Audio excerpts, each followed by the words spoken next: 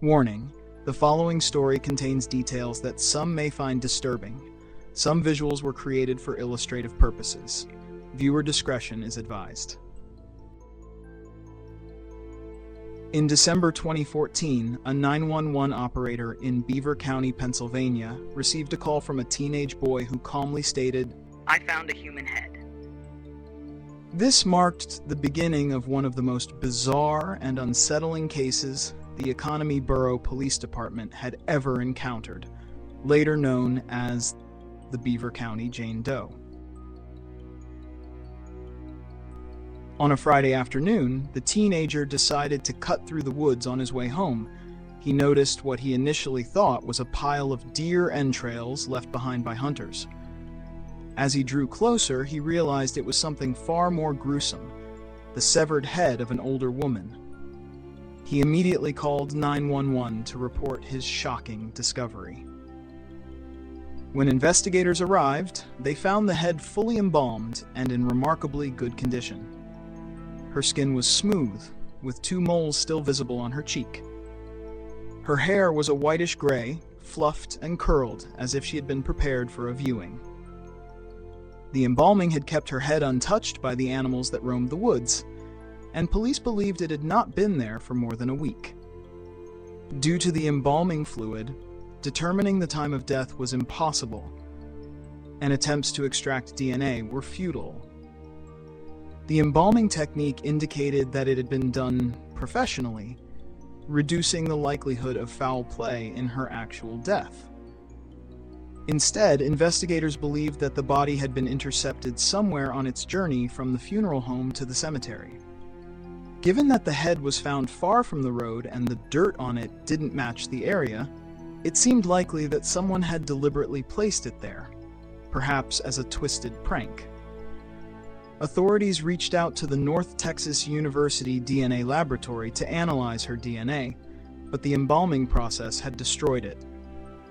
However, a toxicology report revealed trace amounts of lidocaine and atropine in her system, drugs used to treat cardiac distress, suggesting that she might have died of heart failure. Numerous missing women were considered as possible matches, but all were ruled out. The difficulty in identifying her was compounded by the likelihood that her family had no idea she was missing, possibly because she was never entered into any database. Expert doctors and research scientists from the University of Buffalo examined her teeth and fillings. They discovered extensive dental work on every tooth, with one tooth having been treated as many as 7 times. A filling compound in one tooth wasn't available until 2004, indicating recent dental care. The pattern of dental work, described as patchwork dentistry, suggested that she was likely a lower-income woman who grew up in an area without fluoridated water. Stable isotope oxygen testing on her hair and tooth enamel revealed that, in the last 7 months of her life, she had traveled through Beaver County and parts of Pennsylvania, Ohio, West Virginia, Maryland, New York, and even as far north as Lake Ontario. Investigators thought she might have died somewhere in the Allegheny Mountains, which cover parts of Pennsylvania, West Virginia, and Maryland. The extensive local media coverage made it unlikely she had actually lived in Beaver County, as it would be expected that someone would have recognized her or reported her missing if she were a local resident. One of the most unsettling aspects of the case was the discovery of red bouncy balls, the kind found in vending machines, placed in her eye sockets. These balls were traced to a Chinese factory, but the sheer volume produced made it impossible to narrow down where they were sold. The rubber balls were covered by professional-grade eye caps, typically used by funeral directors and embalmers. In standard practice, the eyes remain inside the head unless removed for organ donation, which raised further questions. If her eyes hadn't been donated, what had happened to them? Michelle Vitale, an anatomy professor at Edinburgh University who examined the head, suggested that whoever was involved had anatomical knowledge and experience. A renowned pathologist reviewed crime scene photos and agreed that the head had been severed by someone with professional expertise. Both experts, along with law enforcement, believe the case may be connected to the human body parts trade.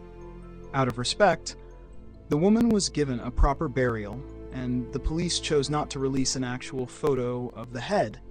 Instead, they shared sketches and a clay model created by Vitali, hoping these representations would help identify her. Despite generating around 30 leads, all potential matches were ruled out based on dental records. Police thought they had caught a break in the case when Jay Grabner, who lived across the street from where the severed head had been found, contacted them. He attempted to shift suspicion onto the teenage boy who had found the head, but this backfired, leading to police interest in Grabner as a suspect. The police learned that Grabner and the boy used to be friends, but had a falling out, with Grabner vowing revenge. Additionally, Grabner was an expert in the sale and trade of human body parts and kept his deceased dog in his freezer. Grabner's strange interest in human body parts and his connection to the boy who had found the head led to police investigating him more closely. Grabner agreed to take a polygraph test but failed it, indicating he was not being truthful about what he knew. However, it is important to note that polygraphs are not always reliable and are not admissible in court. So failing one is not definitive proof of involvement. The police investigation took an unexpected turn when Grabner's life ended tragically by his own actions, leaving the mystery of the Beaver County Jane Doe unresolved. The identity of the Beaver County Jane Doe remains unknown, making the case particularly perplexing.